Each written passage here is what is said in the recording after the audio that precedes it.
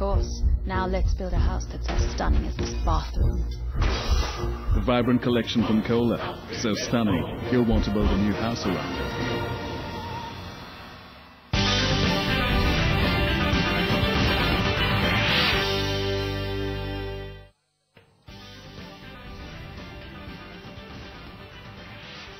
Hello and welcome to our special independence show, My India, My Idea. I'm Tanya Bharadwaj. And I'm Shaili Chopra. This is going to be an important show as it tries to somewhat encapsulate the story of India of the last 65 years from an economic standpoint and raises the question whether the next 5 years will be the game-changing ones.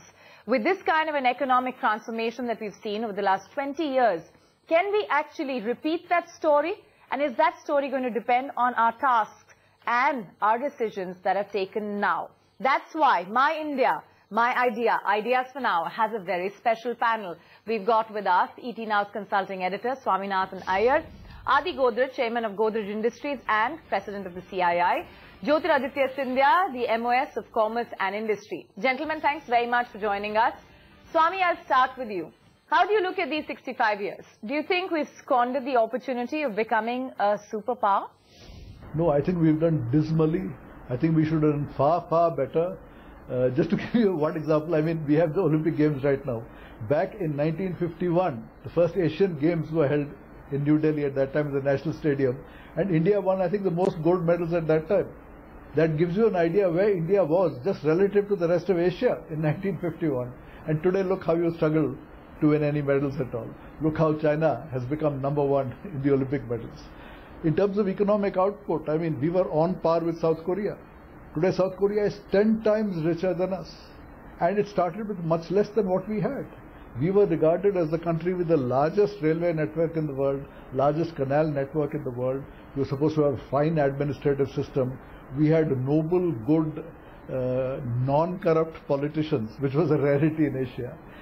Starting with all those advantages, I mean, we've thrown it away. We remain a pathetically poor country. Far, far poorer than Indonesia even, than Thailand even. I mean, nobody would have thought in 1947 that we would be so far behind even those countries. So yes, I would say we have performed dismally. Not just badly, we performed dismally. Okay, Jyotiraditya Scindia, as the country completes 65 years of independence, what's your take? Do you see that we have reason to celebrate? Well, I think that India has emerged on the world stage, and it has emerged as a economic power. It has emerged as a political power, but an economic and a political power with a deep sense of gravity and a deep sense of maturity, being today the largest democracy in the world, and taking that responsibility in every sense of its word. And therefore, there are many things to celebrate. Celebrate the entrepreneurial capability of our people, celebrate, as I said, the arrival on the world stage in terms of an economic power and a political power. But having said that, I think there's, as the oft-repeated phrase goes, there are many a mile for us to go before we sleep. I think there are a lot of targets that still need to be met. The first and the most primary one being still lifting the balance 160 million people above the poverty line, ensuring equitable and inclusive growth, and most importantly, ensuring equal opportunity to all, so as enabling them to be able to contribute to national good. Mr. Godrej, you just heard the minister and you heard Swaminathan Iyer give their take on why the economy in India could still have an unfinished agenda.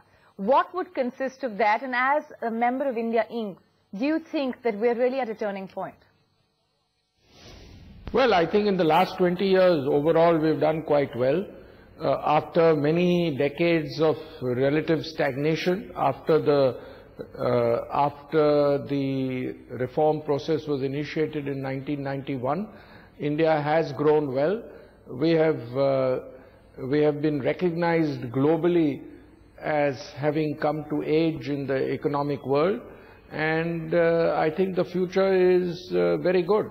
Clearly, if we conduct ourselves with greater discipline and greater reform and globalization, we'll do even better. So, Mr. Godrej, the question then is, if it's about doing even better, and it seems to be something that all three of you admit, then would you say the next 5 years are really critical? Could they define India's next phase of growth? Not necessarily only the next 5 years. I think the next 20 years will be extremely important and extremely critical for India.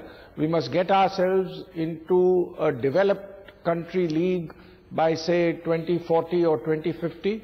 So it will be a long haul. It's not going to be just 5 years. Right. Mr. Sindhe, do you think India has blamed the global crisis way too much? How do you think India has fared given the volatility that we're seeing globally? Well, I think in every stage of our nation's history, there have been many things to cheer about, and there have been periods of trial and tribulation. This particular 5-year period has been an alarmingly worrisome period for the globe. And I think never before in the history of the world have you seen such vicissitudes of economic crests and troughs as we've seen in the last 5 years. And therefore, the way that we've navigated through these various crests and troughs over the last 5 years, I think has been very admirable in every sense of the word. Swami, do you think our federal political structure has come in the way perhaps of our economic progress? The fact that we have such diverse political interests. Just take the case of foreign direct investment in multi-brand retail. It seems like only 2 states in the country are even interested in taking that reform forward. Nitish Kumar, how did he achieve 11% growth? Did he need FDI? He did not need FDI. He put 38,000 gangsters in jail under the Arms Act, and that allowed industry to bloom. So I'm afraid sitting in New Delhi, we have this peculiar idea that the only thing that matters is some foreign investor. That is absolutely not true. We have terrible conditions for doing business the country over. If you look at the Doing Business series that the World Bank and IFC produce, India is only 134th in the world out of 183 countries. Because it's very poor in ease of starting a business, getting a construction permit, enforcing contracts. None of these has to anything to do with central government. These reforms are required at the state government and at the municipal level. In the case of ease of starting a business, we are 166th in the world. I mean, when you make it so difficult for a new man to start a business, why keep talking about the foreigner? For ease of construction permit, sir, we are 179th out of 182 countries. And this is where the politicians are making money. They make it impossible to get a construction permit until you pay them off. In enforcement of contract, we are 182nd out of 183 countries. There is no justice from the courts and the police system. So please, these are the areas where we need the most reforms. This is what we need to focus on. This, if we are going to become a fast-growing country, you need all these areas to improve. The issue is not whether or not Walmart comes into India. Okay, so let's get that out of the way. The issue is not quite whether Walmart comes into the country. Mr. Adi Godrej, do you feel that given our current federal structure, where states play a big role, we're likely to see more and more challenges because some states are doing pretty well, yet at the same time, there's some policies that are needed at a more national level, environment, land, and so on. But all of these are very state-centric. So how do you see some of those, bottlenecks getting ironed out? No, not at all. We've managed that in the past and we can do it. Many states are even growing well as we talk now. Although the Indian economy has slowed down to around 6% growth or so, there are many states which are growing in double digits and they are doing a great job. And if the center can also do a very good job in promoting the GDP growth rate and other states who are not as reform-minded as some states are, join in, I think India can do an exceedingly good job. Mrs. Sindhia, Adi Godrej is very optimistic, feels that if we've done it in the past, why can't we do it in the future? What's your sense? India's political structure could become a bit of a hurdle given the state and center relationship seems to be eroding of trust. Shelley, I think everything has to be seen in its relative sense and not in its absolute prism. And I think if you look at India relatively to all the other countries in the world, we are doing extremely well even at this point of time. There are issues that need to be tackled, as I mentioned, about poverty, about raising standards of health, standards of education. But I think it's a much more complicated matter than what we can discuss in a 10-minute TV show, because the very nature of India's polity also, in the sense of it being a federal polity, in many ways also leads to complications in terms of execution. So you'll find many states that are doing an amazing job in terms of execution of projects, public or private, and other states that leave a lot to be desired. So where the government has complete control in terms of vertical, all the way down from up from the center down to the last village, there of course one can either give the credit or the onus on government. But where it plays much more of a federal role in terms of just disbursement of funds, such as in the area of health, education and others, I think it has to be seen as a collective of a federal structure. Okay, Swami, that apart, arguably, don't you think that over the last 10 years, the last decade, we've made a comeback of sorts, whether it's on the economic front or even a political power to reckon with? If you say, was India an economic and political power in 1950, the answer is yes. The point is, from that position you declined. And now you are in some sense coming back. But we were regarded as one of the great leaders in 1950. It was thought that, the rest of the developing world is looking to India and China to choose between the two. That was the kind of mood at that time in 1950. So we are beginning to come back, but we remain a poor country with a very limited vision.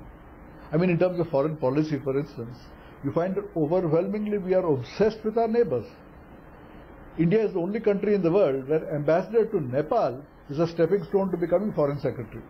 There is no global vision, there is no sense of a position in the world. The overwhelming thing is, Pakistan, China, Nepal, Bangladesh. I mean, this is the overwhelming focus. So we are a very long way from even having a global world view, let alone trying to implement it. It's all right. I think we shouldn't get delusions of grandeur on that. We are a poor country struggling to get ahead. Instead of, I remember Mr. Jaswant Singh was wanting to send army into Iraq and so on. At that time I'd had to write, if you really want to conquer places, what about conquering Bastar? What about conquering Dantewada? What about bringing peace in Kashmir? What about bringing peace in Impahal? I mean, there's plenty of India to bring under your control before you think in terms of a global position. Okay, Mr. Godrej, I'm going to bring you in then and ask you, as someone, of course, who represents the business community, do you think that we as a nation perhaps have become too obsessed with GDP and growth? Well, I think GDP growth is what creates everything else. So not paying attention to GDP growth would be a very great mistake, because that would, GDP growth is what creates the funds which could be invested in other cases. One should follow the other. Both are very important, but the human growth indices and others should follow GDP growth. GDP growth should be the primary focus, and the other things should clearly be emphasized alongside. Okay, so there should be a balance that one should strike. The question, Mr. Scindia, then is that should the government too focus a little more on the social sector, or prioritize it in a way that the human indicator index actually shows us in a better light as far as India is concerned? Or on the other hand, we can keep talking about those GDP numbers which eventually don't mean much to those below poverty line. It's not either or, Shelley. It's and. I think you need to look, you cannot look at one and not the other. Because at the end of the day also, please remember that if you want to look at financing a lot of the social sector initiatives, that has to come from the balance sheet of the country. And the balance sheet of the country can only be robust if you have high economic growth rates. So it really is not a either-or situation, but I believe it is an and situation where you must look at economic numbers as well as social indicators, whether it is to do with health, education, number of people below poverty line, across the board. Okay, we'll take a break here then on the show. Gentlemen, you stay with us. But when we come back, we'll talk about perhaps that perfect model that India Inc. and the government can adopt to fast-track economic growth. Stay with us.